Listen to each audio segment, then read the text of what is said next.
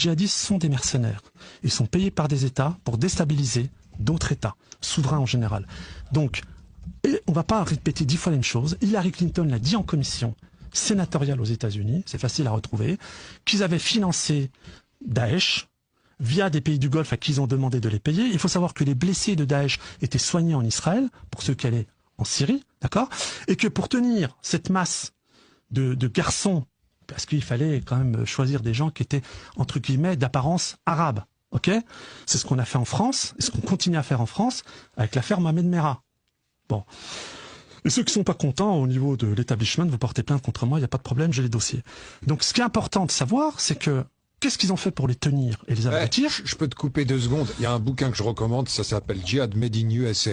Si tu connais. Ouais, je connais. Voilà.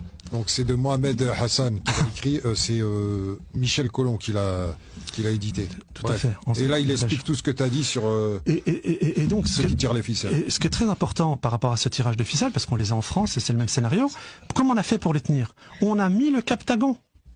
Captagon, alors écoute, la drogue des soi-disant djihadistes, que c'est une drogue de synthèse aussi, petite gélule blanche, enfin bon, bref. Alors là où tu vas être mort de rire, c'est qu'un des plus gros chargements de Captagon qui s'apprêtait à partir en Turquie, on sait, porte d'entrée pour ceux qui veulent, à l'époque, déstabiliser la Syrie, le régime d'Assad, ce qui n'est plus le cas aujourd'hui, ça a été découvert en France, par les douanes françaises. Des bacs bleus hauts comme ça, bourrés de drogue, qu'on allait livrer, soi-disant, aux djihadistes, que soi-disant la France combattait sur place. Il faut savoir que François Hollande, pour s'assurer à ce qu'il n'y ait plus de témoins des djihadistes français, parce qu'aujourd'hui il y a toute une polémique, est-ce qu'il faut ramener leurs femmes ou pas, leurs enfants ou pas? Non, la vraie polémique, le vrai débat, c'est quoi? C'est que ces gars, quand ils ont quitté le territoire français, ils l'ont fait avec l'accord de la DGSE. Bien sûr. DGSE qui est tenue aujourd'hui, comme l'avait rappelé notre cher et regretté ami, le général de la Ward, par le Mossad. Et moi, je rajouterais à ça que la DGSI est tenue aujourd'hui par le Mossad et que ce qui est à la tête de la DGSI française aujourd'hui a pour volonté, mais vraiment, de faire des Français des Palestiniens. Ok? Et j'assume l'entièreté de mes propos. Il faut savoir que la patronne de la DGSI, ça fait maintenant 2 ans au moment où elle a été nommée. Je l'ai dit sur ce plateau. Elle ne tiendra pas. Elle n'a pas le profil. On nous a vendu, mais regardez, une femme. C'est pas là la vraie question. Dès le départ, elle n'avait pas les compétences. C'était la porte-parole du syndicat des commissaires. Et là, elle vient de craquer. Elle a perdu 10 kilos, elle est complètement émaciée, les cheveux gris, les yeux exorbités. Elle a demandé à démissionner parce qu'elle s'est rendue compte qu'au sein de la DGSI, il y avait des groupuscules qui détournaient de l'argent pour commettre des assassinats ciblés. Contre qui des patriotes, Denessé, Marlex ont été tués avec cet argent-là. Il faut le savoir.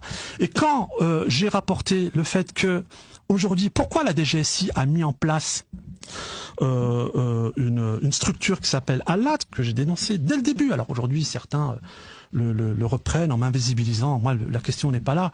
C'est que au moins le courage d'aller jusqu'au bout du combat si vous le prenez. Qu'est-ce qui s'est passé? C'est que la DGSI française a mis en place des structures qui préparent aux attentats de demain. Ok, je n'ai aucun respect, je le dis sur ce plateau, pour le procureur antiterroriste de Paris. Aucun. Je lui ai donné la possibilité de faire tomber un réseau terroriste au sein de la DGSI qui est en lien avec des djihadistes que eux-mêmes ont formés pour aller faire un attentat à la gare Saint-Lazare, qui est la gare la plus fréquentée d'Europe, ainsi que sur le boulevard Haussmann. Pire, c'est que mon ex-compagne qui fait des partous avec eux l'a rapporté, et je l'ai rendu public, dans un procès verbal. Il n'y avait pas une histoire, la préfecture de police, où il y avait une attaque au couteau dans un des... Tout à fait. Le principal responsable de la DGSI, qui était un mec extrêmement aguerri, qui était en train de monter un dossier suite à l'affaire Epstein. L'affaire Epstein. Il faut savoir qu'il était en contact, et il faut savoir que les Américains, via la cellule trafic humain du FBI, qui a été bizarrement démantelée par Biden avant de partir, avaient accepté de travailler avec 2 agents français, parce qu'ils estimaient que le gars était aguerri et ils voulaient plus avoir affaire au parquet de Paris. Ils ne voulaient plus avoir affaire aux magistrats, puisque les magistrats avaient dit publiquement, M. Rémi Hertz, qui depuis a fait belle carrière, hein, le mégot de cigarette de Notre-Dame, c'est lui, l'affaire chlordécone aux Antilles, c'est lui. Donc voilà, belle carrière, aujourd'hui à la tête de la Cour de cassation, hein, qui a passé un entretien auprès d'Édouard Philippe. Jamais vu dans l'histoire de la Ve République, c'est Édouard Philippe qui a fait passer les entretiens au futur procureur de Paris. Bon, c'est jamais vu. Bon, donc s'il a été choisi, c'est pas par hasard. Eh ben, ce monsieur a dit, lorsqu'il a été évoqué l'affaire Epstein, puisqu'on avait des témoignages de jeunes filles mineures qui avaient été envoyées sur son île, via l'association Innocence en danger, il a rapporté, mais il n'y a rien dans ce dossier. Ben voyons. Donc les Américains, quand ils ont vu ça, ils ont dit on va quand même travailler avec quelqu'un qui travaille sur le dossier. Ils ont ouvert un canal, ce qu'on appelle un canal. Oui, merci, je rappelle que je suis pas suicidaire. Voilà. Justement, j'ai répondu. Tu n'es pas suicidaire. Et puis pareil, hein. Au lieu de me prendre dans le dos, comme vous avez fait rue de Tocqueville, bande d'enfoirés, ou bien en bas de chez moi, il y a de ça quelques temps, vous me prenez de face. Faut monter la chronique. Mourad règle ses comptes. D'ailleurs, tu remarqueras, je te ferai je te ferai savoir que quand même depuis la lettre de Retailleau, il y en a beaucoup qui ferment leur gueule et qui jappent beaucoup moins, parce que c'est quand même le ministre de l'Intérieur qui reconnaît quand même les faits concernant mon affaire. Alors faut qu'on clôture vite parce qu'il y a la chronique.